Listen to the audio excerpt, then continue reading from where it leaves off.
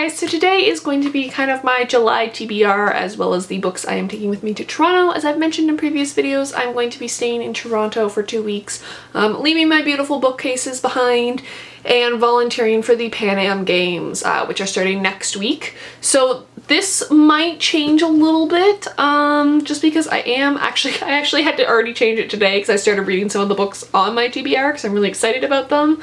But this is generally what I think I'm going to be packing unless I read some of them before I go. The first up is Toni Morrison's Beloved. I haven't read anything by Toni Morrison, but I picked this up because my friend who works at the bookshop recommended this one, and so yeah, I picked this one up. It's kind of a hideous cover. I don't know if Toni Morrison's books look generally prettier than this in general, but yeah, this is Canadian publishing at its finest. I was talking about this with some UK booktubers earlier in the day, and I was complaining because The Grace Keepers has such a beautiful UK cover and honestly has the worst North American cover ever. It looks like a bad Danielle Steele novel, and I was using it to illustrate my point that we always get really ugly books.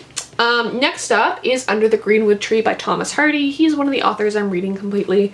I've had this on my shelf for a little while and it's one of his slimmer ones. You'll notice I'm picking smaller books to take with me just because I have to take a train to get to Toronto and I will be on the subway a lot, and I will hopefully have time to read while on my shifts. They did recommend bringing books. Yeah, so I'm trying to pick smaller ones so they'll fit in my bag a little better. But yeah, so Under the Greenwood Tree, it's supposed to be one of his lesser depressing ones. So we'll see, I decided to fit a little Hardy in.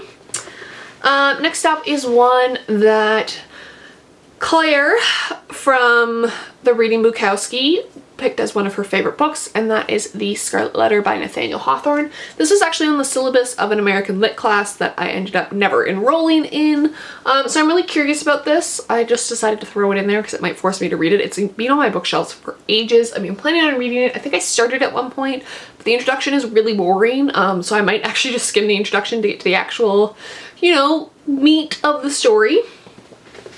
One that I'm super excited about, although this cover is really ugly and there's a bit of a story behind that, is François Sagan's Bonjour Tristesse. To my French followers who corrected me on the pronouncing of Alexandre Dumas, I am really sorry if I butchered that. As you guys know, French is not my best language at pronouncing. Most foreign languages aren't. But yeah, this was on the Waterstones Forgotten Classic pick for last month. They have since picked another one that I've already added to my wish list, but I am reading this with a few other booktubers. They're doing a bit of a read-along midway through the month while I am gone, so I added this. This is the really ugly cover. And I'm really disappointed about this because I purposely bought this from Wordery because they had the nice cover that has the light color image on it and it looks like all the other ones without the white space at the top, the Penguin Modern Classics. And this came, and so I wrote them and I'm like, you sent me the wrong cover. This is the one that you advertised. This is the one that I got. I'm really disappointed. And they're like, yeah, we'll change it on the webpage. And so I never got the pretty cover. And it wasn't really worth it to order a second copy, so I'm gonna read it. If I really like it, I will eventually buy the prettier copy, but for now, I mean, the spine still looks the same. But yeah, so I'm really excited to read this. I don't know too much about it. Jen Campbell, author of the Bookshop book and Weird Things Customers Say in Bookshops, described it as the French Judy Blume, so I'm kind of actually really excited to read it because I was never really into Judy Blume, so hopefully that's good.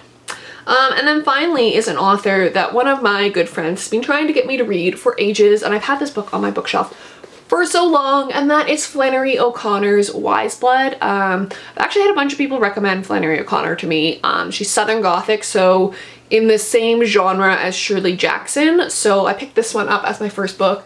I was actually going to start this, but I ended up starting a John Wyndham book anyways today to read.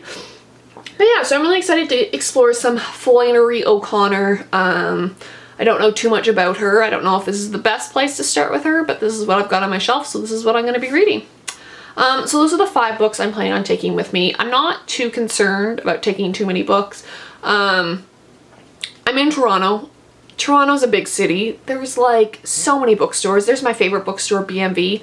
So you know there's going to be a haul when I come back. There will be a haul. I may try and film a review to like I have 3 out of the 5 books read for what I normally do for a batch review is 5 books. I might just do 4, film it, upload it, and then publish it at some point when I'm away, so I'm not completely abandoning it, but there might not be videos for 2 weeks. I will see what I can do. I will try and read harder, and I will see you guys when I get back, if not sooner. Bye.